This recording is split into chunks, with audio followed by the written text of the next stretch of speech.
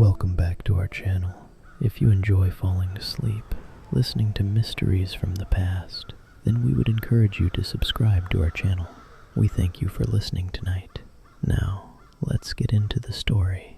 The story you are about to hear is based on real historical events, real people, and documented mysteries surrounding the Dyatlov Pass incident. While the major events, locations, and historical figures are authentic, portions of the dialogue, thoughts, and scene descriptions have been dramatized to create a cinematic retelling. Where history falls silent, imagination fills only the spaces between the facts. There are places on Earth where nature seems completely indifferent to the people who cross it. Places where the wind has blown uninterrupted for thousands of years. Places where mountains quietly outlive every generation that dares to climb them. One such place lies deep within the northern Ural Mountains of Russia. In the winter, the temperatures fall so low that exposed skin freezes in minutes.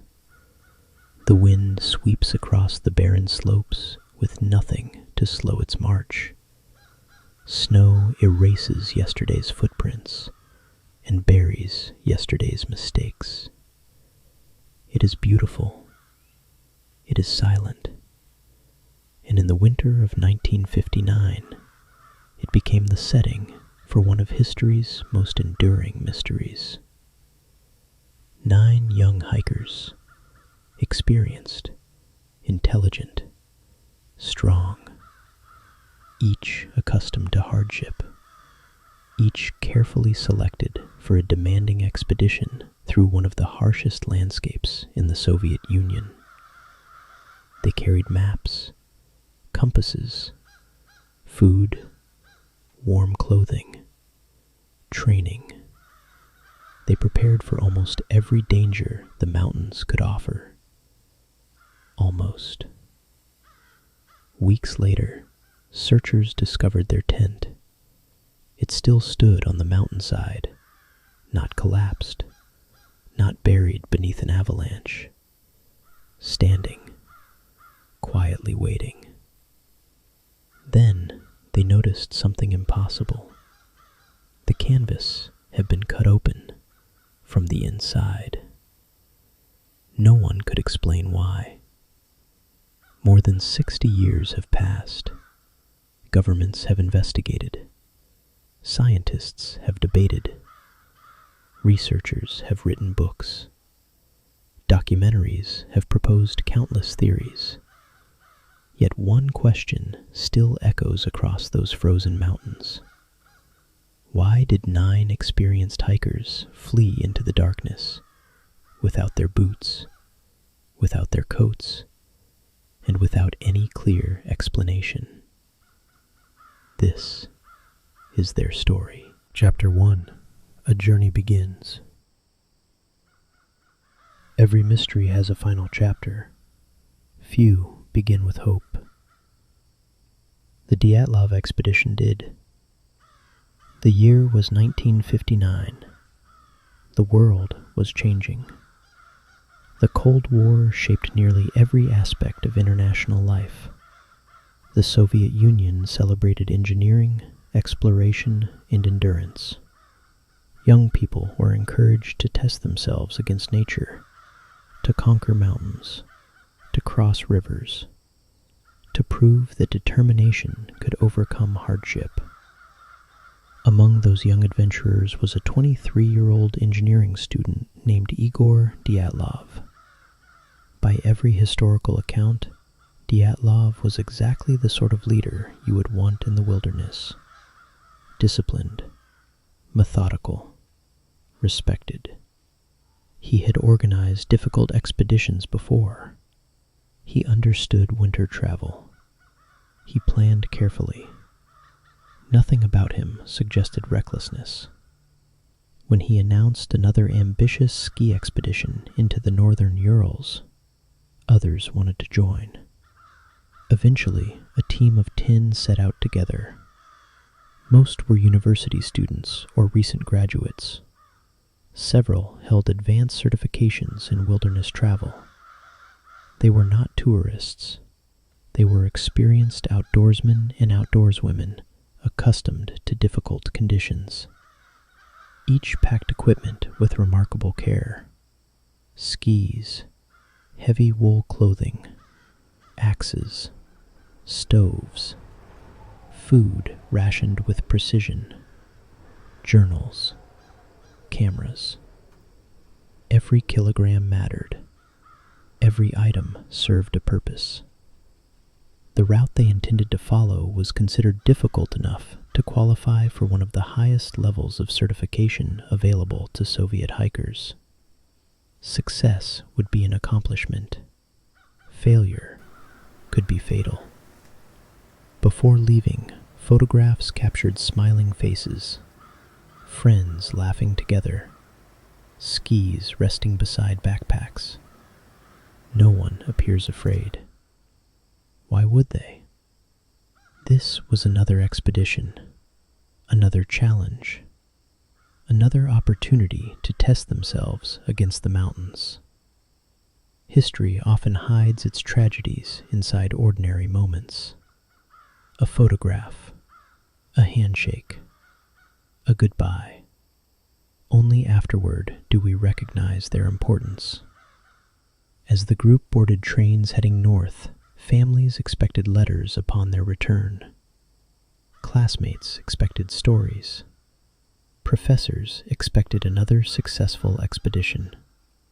No one imagined those ordinary farewells would become the last. The journey itself was long. Train rides gave way to trucks. Trucks gave way to rough roads. Eventually, roads disappeared altogether. Civilization slowly faded behind them. Ahead lay forests blanketed in snow, frozen rivers stretching toward the horizon, mountains whose names were unfamiliar to most of the world. One member of the expedition, Yuri Yudin, began feeling ill before the group reached the most remote portion of the route. Historical records show that worsening health forced him to make the difficult decision to turn back. He embraced his friends, promised he would see them again, then watched as the remaining 9 disappeared into the winter wilderness. At the time, it felt like a disappointment. Years later, it would be remembered as the decision that saved his life. The remaining hikers pressed onward. Their journals reveal high spirits. Their photographs show snow-covered forests, shared meals, jokes, and the ordinary frustrations of winter travel. These images matter because they remind us that the people at the center of this mystery were not characters in a legend.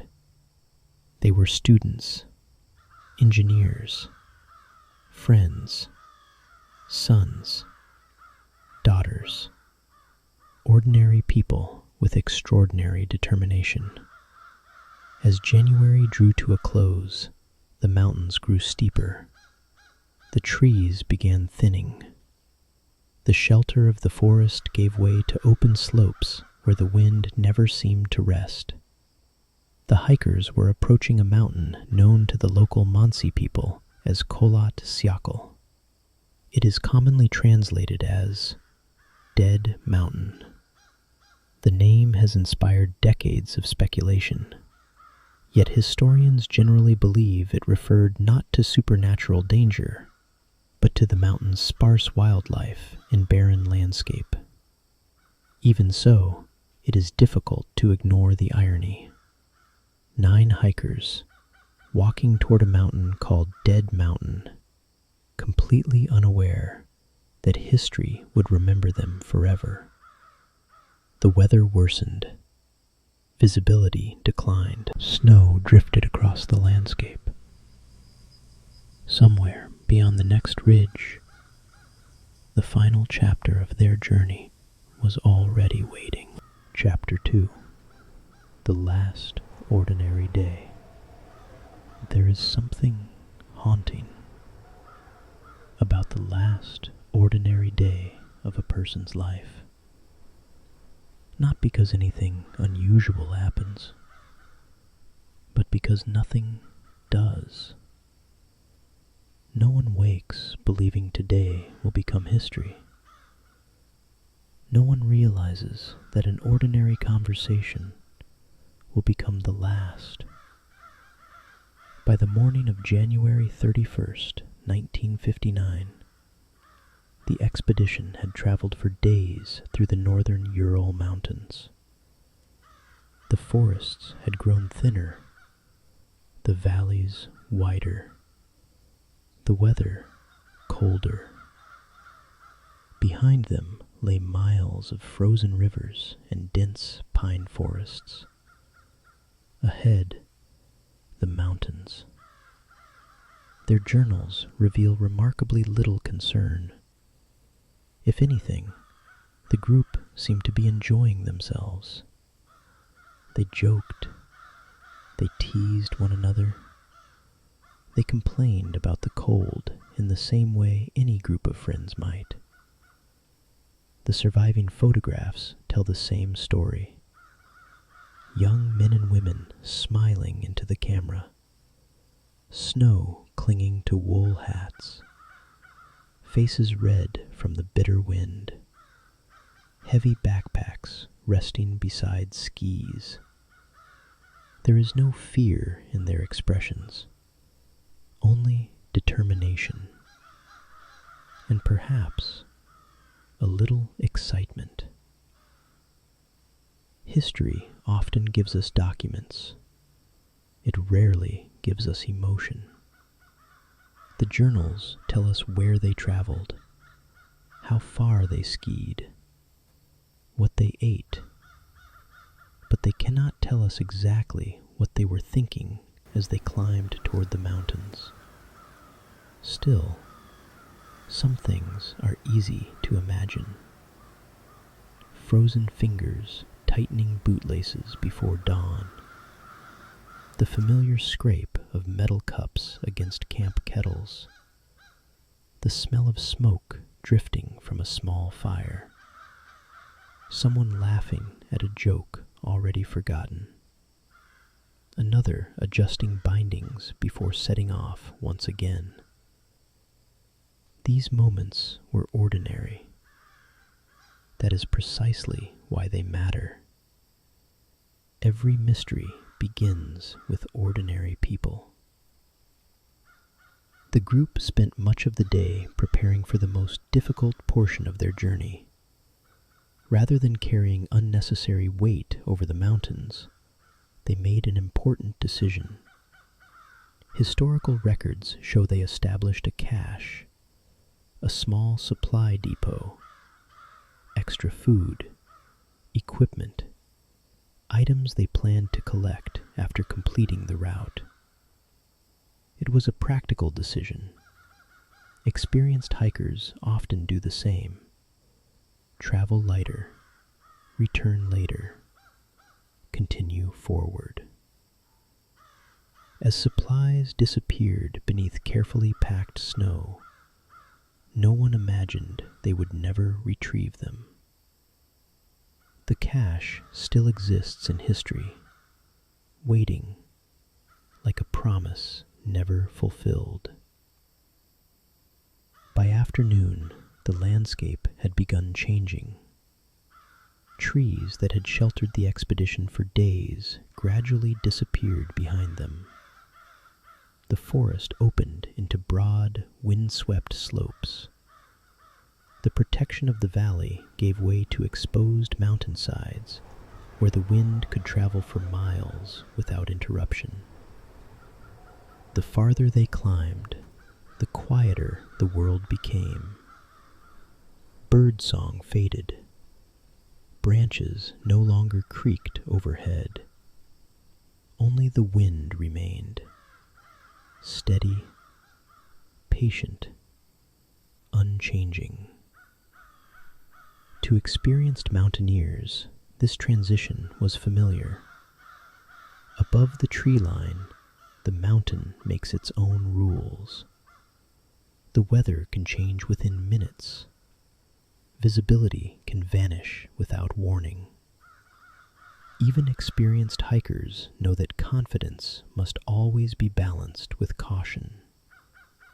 Yet nothing in the journals suggests panic. Nothing indicates the group believed they were in immediate danger.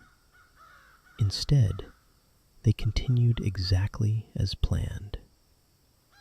Photographs taken during these final stages of the journey show skiers moving across vast fields of snow, backpacks towering above their shoulders, faces turned into the wind. One image captures a simple moment, a hiker glancing back toward the camera, another smiling despite the freezing temperatures. There is something deeply moving about those photographs, because we know they do not. For them, this was simply another day in the mountains. As evening approached, the weather deteriorated. Blowing snow reduced visibility. The route became more difficult to follow. Historical researchers believe the group drifted west of their intended course, climbing onto the eastern slope of Kholat Syakhl, rather than descending toward the shelter of the forest below. Whether this happened because of wind, poor visibility, or a simple navigational decision cannot be known with certainty. What is known is where they chose to stop. Instead of descending several hundred feet back into the trees, the hikers made an unexpected decision. They pitched their tent high on the exposed mountainside. Some researchers believe they wished to avoid losing altitude they would need to regain the following morning. Others suggest worsening weather made stopping immediately the safest choice. Whatever their reasoning, the decision appeared perfectly logical at the time. Experienced hikers make practical choices, and practical choices sometimes carry unforeseen consequences. The snow beneath their skis was carefully packed. A platform carved into the mountainside.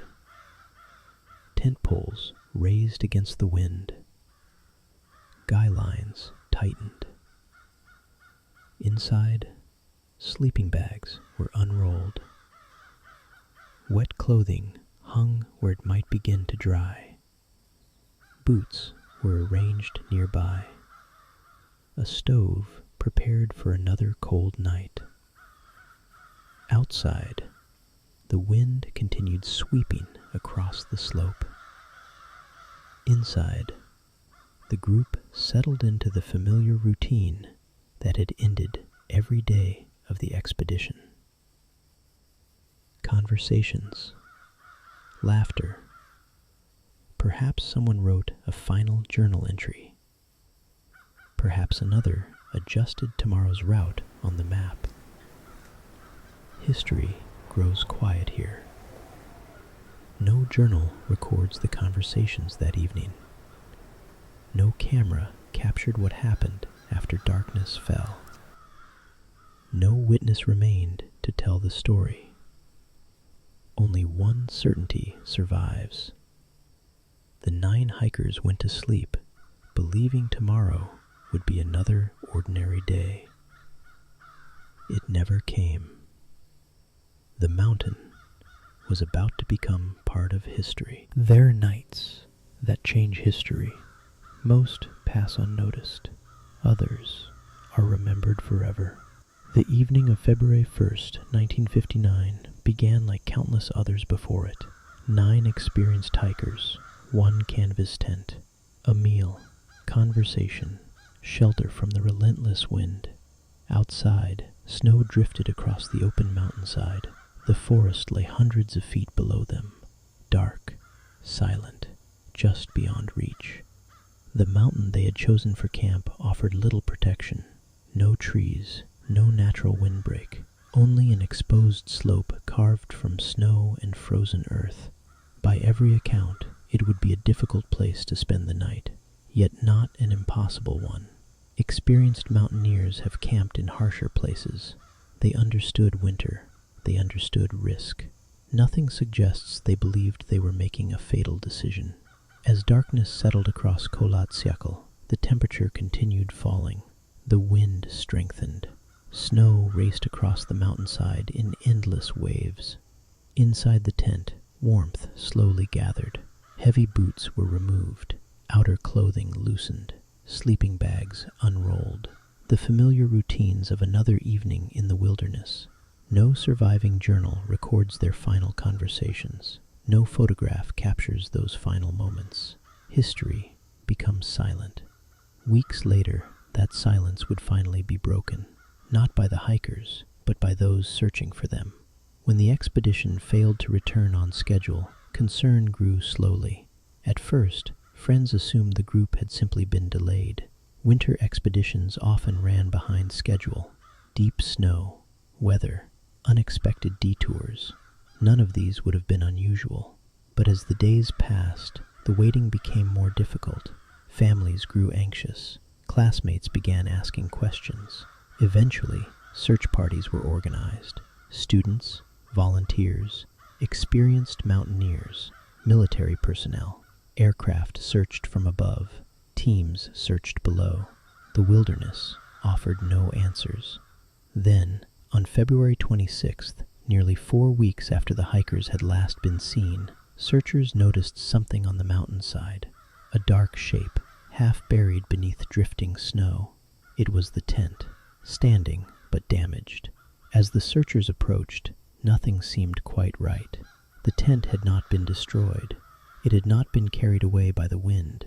It still stood, partially collapsed beneath accumulated snow. Equipment remained inside. Blankets, food, clothing, personal belongings. Many of the hikers' boots were still there. So were heavy coats. To experienced rescuers, that made no sense. No one willingly walks into an Arctic night without boots. No one abandons winter clothing when temperatures plunge far below freezing. Then someone noticed the canvas. There were cuts, several of them. Investigators later determined the fabric had been sliced from the inside. Silence. Imagine standing there, wind pressing against your back, snow blowing across the opening, looking inside, knowing something had happened, but not knowing what. The rescuers stepped carefully around the campsite. Then they found something else. Footprints, not hundreds, not scattered in every direction. A single trail. Several sets of footprints leading away from the tent, down the mountain. Some appeared to have been made by people wearing boots, others only socks. Some bare feet. Even more remarkable, there were no signs of panic. The footprints did not suggest people running wildly for their lives. Instead, they appeared to walk, deliberately, down the slope, toward the distant tree line. Searchers followed them as far as they could. Eventually, the wind erased the trail. Beyond that point, the mountains surrendered nothing. Not yet. The search had become something entirely different, no longer a rescue. Now, it was an investigation. And somewhere below the tree line, the first answers were waiting. They would only raise more questions. There are moments when experienced investigators know something is terribly wrong before a single word is spoken. As the search party followed the fading footprints away from the tent, the mountain slowly descended toward the forest below. The wind became quieter. The trees grew taller. Snowdrifts gathered beneath the branches. For nearly a mile, the trail continued toward the tree line. Then, it disappeared. The rescuers spread out. Every step was deliberate. Every shadow demanded a closer look. Somewhere ahead, the mountain had finally begun revealing its secrets. The first discovery came beneath an enormous Siberian cedar. Its branches stretched high above the snow, the only towering landmark visible in that section of the forest. At its base, searchers found the remains of a small campfire. Only a few charred sticks remained. Ashes, burned branches, evidence that someone had desperately tried to create warmth. Nearby, they found the first two members of the expedition. Historical records identify them as Yuri Krivonishenko and Yuri Doroshenko. Neither man was dressed for the brutal temperatures. Investigators noted that they wore only portions of their winter clothing. It appeared they had reached the cedar alive. They had managed to gather wood. They had built a fire. They had fought to survive. But the fire had not been enough. The cedar itself told another story. Several branches had been broken high above the ground. Some investigators believed someone had climbed into the tree, perhaps searching for the tent, perhaps looking for danger, perhaps hoping to see beyond the darkness. No one knows for certain. Even today, those broken branches remain one of the many unanswered details of the case. The searchers looked around the clearing. The snow preserved fragments of the final hours, broken twigs, scattered branches, the remains of clothing, small clues that hinted at desperate decisions. Yet no clear explanation emerged. If these two men had escaped the tent together, where were the others? The rescuers widened their search. Moving back toward the mountain, they began finding more members of the expedition, not together, one by one, as though they had been traveling in different stages. The first lay several hundred yards from the cedar, facing uphill toward the tent. It was Igor Dyatlov. His position immediately drew attention. He did not appear to be moving away from the mountain. He appeared to be moving back toward it, as though he had made the decision to return, to reach the tent once again. Not far away, another discovery. Zinaida Kolmogorova. She too lay between the cedar and the campsite, also oriented generally toward the mountain. A little farther still, Rustem Slobodin. Like the others, he was found along the same general path. 3 people, separated by distance, yet connected by direction. Investigators have long wondered whether these hikers attempted to return to the tent, one after another, or together. The evidence has never provided a definitive answer, only questions. The searchers paused. The pattern was unmistakable. 2 beneath the cedar, 3 between the cedar and the tent. But that accounted for only 5 people. 4 members of the expedition were still missing. Days turned into weeks. Winter refused to loosen its grip on the mountains. Snow continued falling. Storms buried the landscape.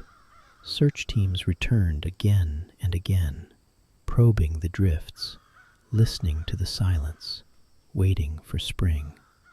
Then, months later, the melting snow revealed something no one had expected. A ravine, hidden beneath deep snow. There, the final 4 members of the expedition would finally be found, and with them, the greatest mystery of all. Because unlike the first 5, their story was different, very different. The investigation was only beginning. Winter has a way of keeping secrets. As February gave way to March, and March surrendered to April, the mountain refused to reveal the rest of its story. 5 members of the expedition had been found. 4 remained missing. Search teams returned again and again. They crossed the same slopes, followed the same valleys, probed the snow with long metal rods. Every storm erased yesterday's work. Every fresh snowfall buried hope a little deeper. Weeks became months. Families waited. Investigators waited. The mountain remained silent. Then spring arrived. Not all at once, just enough for the snow to begin giving up what it had hidden. On May 4th, 1959, more than 3 months after the hikers had disappeared, searchers made another discovery. Their probes struck something beneath the snow. Not rock, not frozen timber, something else. The rescuers began digging. Several feet below the surface, they uncovered a narrow ravine, hidden beneath layers of packed snow. It was here that they found the final 4 members of the expedition: Lyudmila Dubinina, Alexander Kolevatov, Nikolai Thibault-Brignol, Semyon Zolotaryov.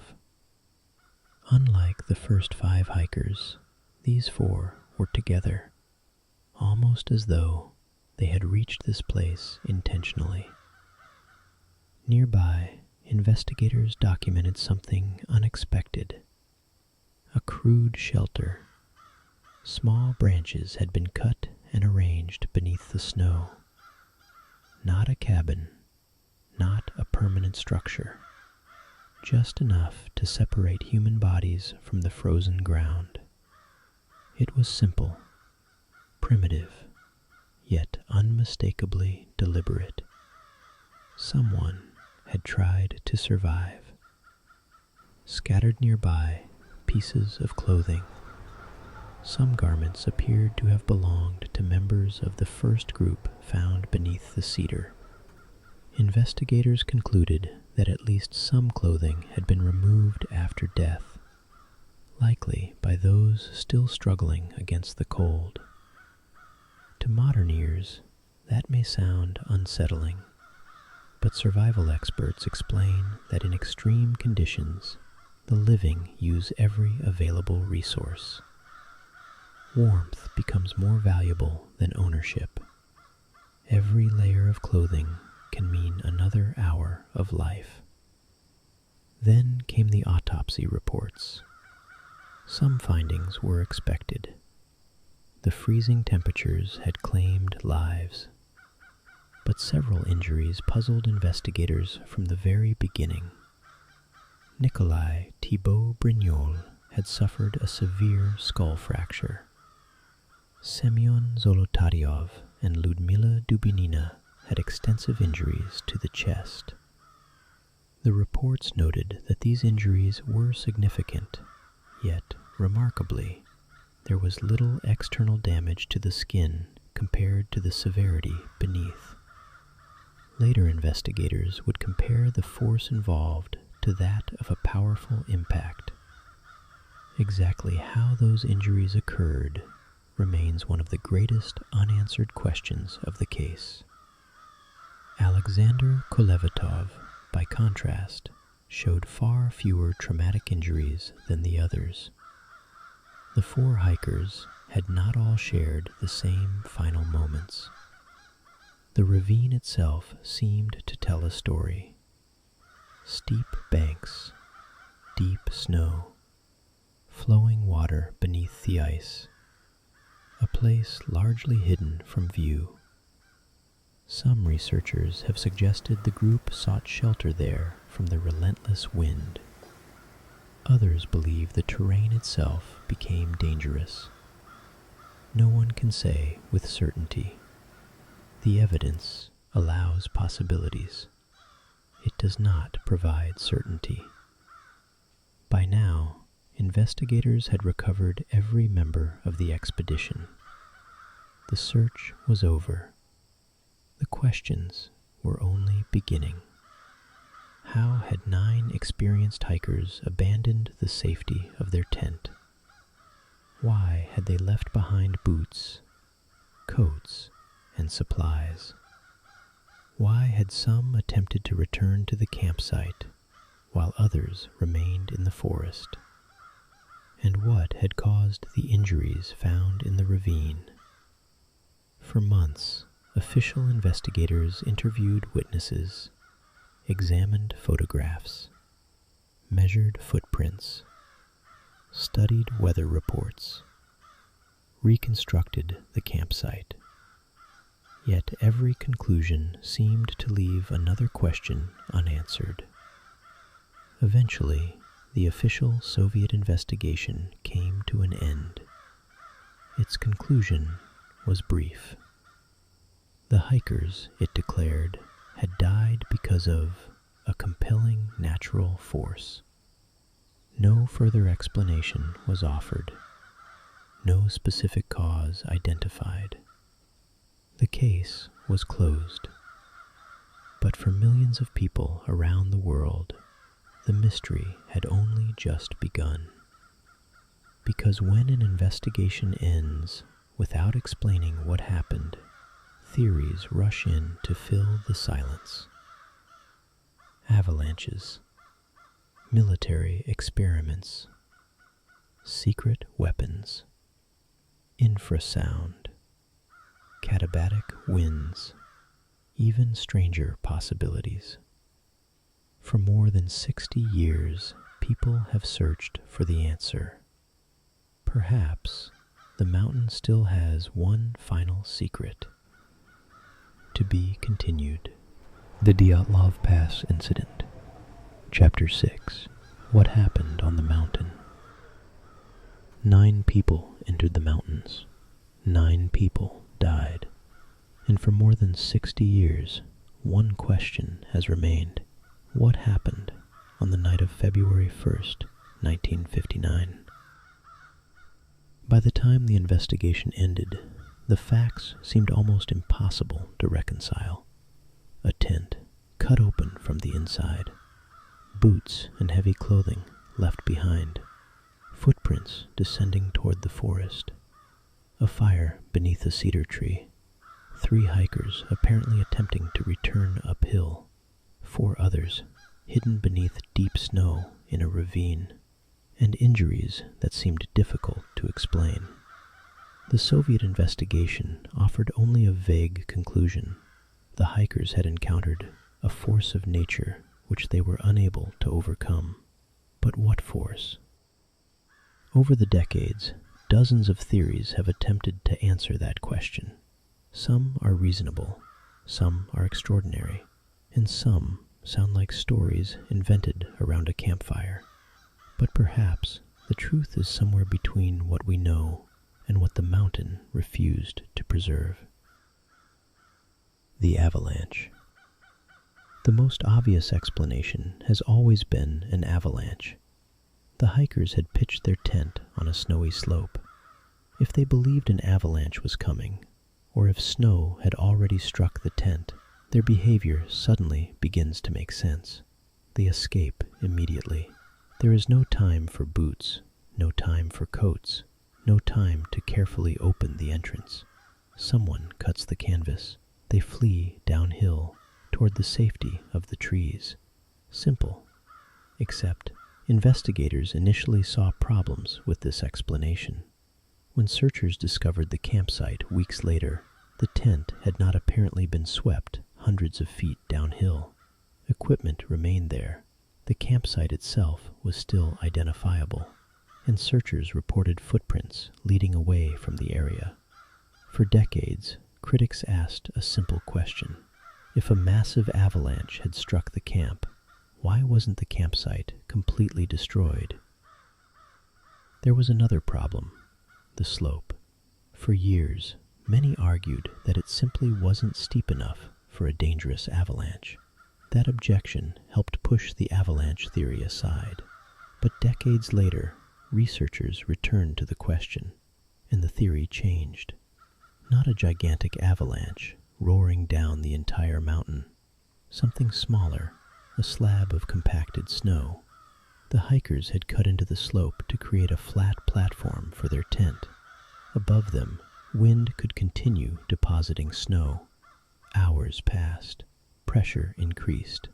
Then, a section of hardened snow may have broken loose. Not enough to erase the campsite, but perhaps enough to strike the tent and injure those inside. Suddenly, some of the evidence begins fitting together. If a slab of snow collapsed onto part of the tent, the hikers might not have known whether another slide was coming. In darkness, with powerful winds, remaining inside could have seemed suicidal, so they cut their way out and descended, not running wildly, but moving carefully, together, toward the forest. That could explain the footprints. It could explain the abandoned clothing. It could explain why they left the tent. But then, another question appears. Why didn't they return? Imagine the conditions. Night, blowing snow, almost no visibility. The tent sits hundreds of yards uphill, possibly damaged, possibly partially buried. The hikers reach the forest. They build a fire. 2 eventually die near the cedar. Others take their clothing. 3 attempt to return toward the tent. They never make it. The remaining 4 seek better shelter in the ravine. If that reconstruction is correct, the mystery becomes less supernatural and more tragic. A chain of rational decisions made under impossible conditions.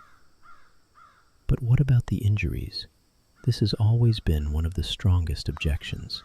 Crushed ribs, a fractured skull, serious internal trauma. How could snow cause injuries like those? Modern researchers have argued that a dense slab of snow striking people lying against a firm surface could produce severe trauma. Others remain unconvinced. And there is another possibility, the ravine itself.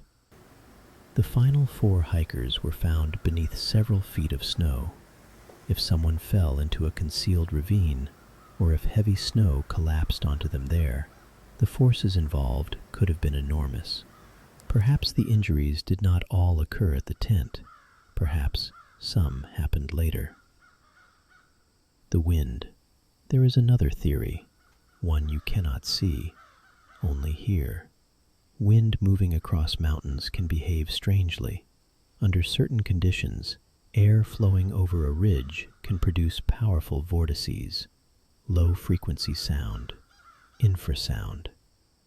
Some researchers have suggested that unusual wind conditions around Kholat Syakhl could have created sensations of anxiety, confusion, even panic. If the hikers experienced something they could not understand, perhaps they fled. But there is a problem. The evidence suggests their descent from the tent was relatively organized. Their footprints did not resemble 9 people scattering wildly in every direction. They moved toward the same destination. Whatever caused them to leave, they apparently shared the same reason. That does not look like random panic. The military.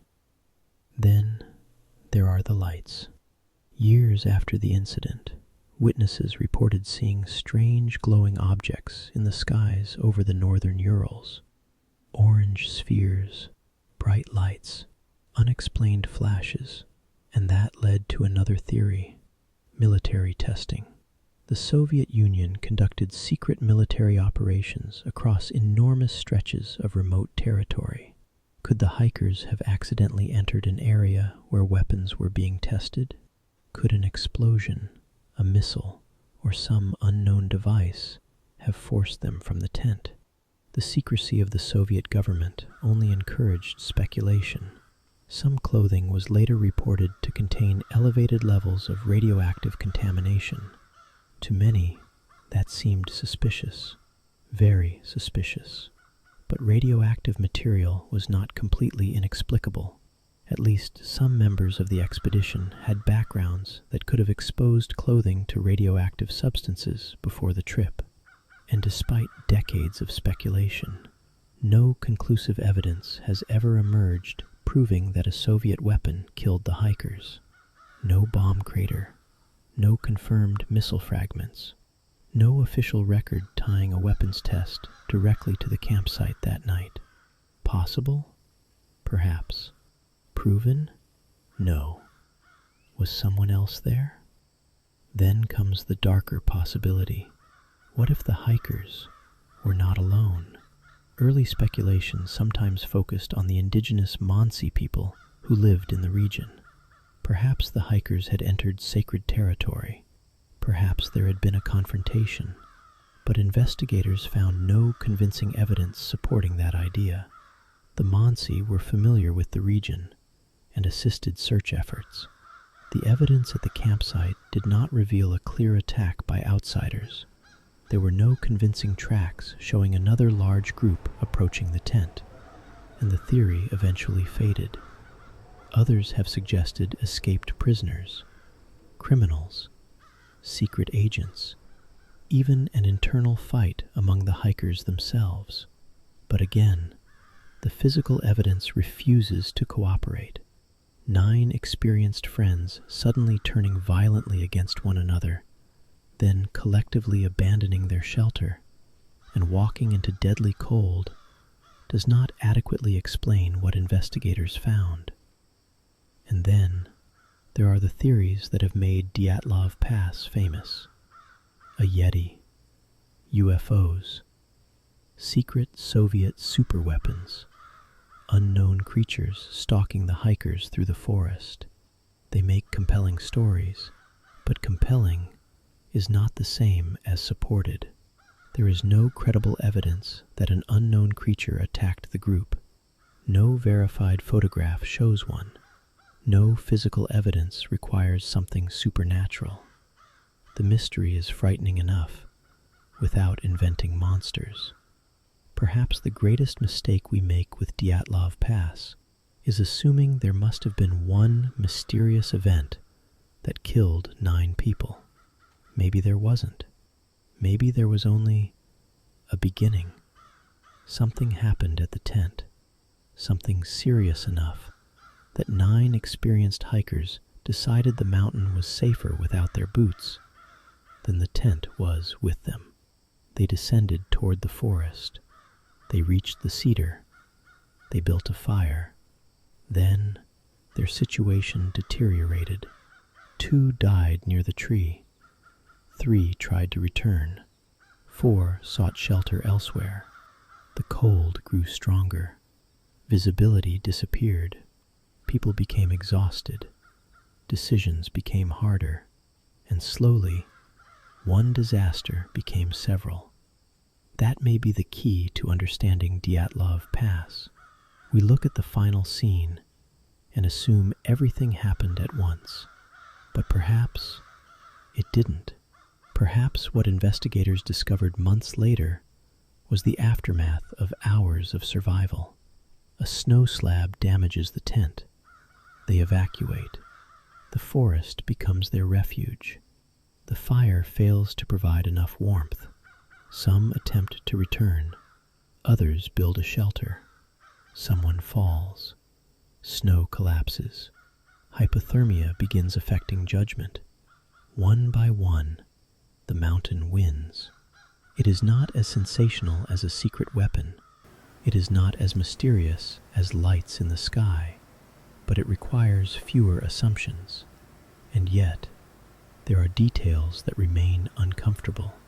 Why was the evacuation so urgent? Exactly when were the severe injuries sustained? What did the hikers see, hear, or feel in the moments before the tent was cut? Why did experienced mountaineers decide that leaving their boots behind was preferable to remaining inside? We can reconstruct possibilities. We cannot reconstruct those few missing minutes. And perhaps that is why this story has survived. Not because nothing can be explained. Much of it probably can. The cold explains some deaths. The terrain may explain some injuries. A snow slab may explain the evacuation. Human survival behavior may explain the fire, the shelter, and the attempts to return. Piece by piece, the mystery becomes smaller, but it never disappears completely, because at the center of the story, there remains a moment for which there were no witnesses. 9 people inside a tent on a frozen mountainside late at night. Something happens. Someone reaches for a knife. Canvas tears. Cold air rushes inside, and 9 people step out into the darkness. We know where they went. We know where they were found. We know how the story ended. But the one thing we may never know is what made them leave. More than 60 years later, the mountains remain. Snow still falls across Kholat Syakhl. Wind still moves through the cedar trees below. And somewhere on that slope, beneath decades of winters, lies a place where 9 young adventurers once pitched a tent, believing morning would come. It never did. Their photographs survived. Their journals survived. Their names survived. And so did the question, what happened at Dyatlov Pass? Perhaps science has brought us closer to the answer. Perhaps the avalanche theory is correct. Perhaps one final piece of evidence is still missing. Or perhaps the mountain has already told us everything it can, and the rest lies beyond history's record.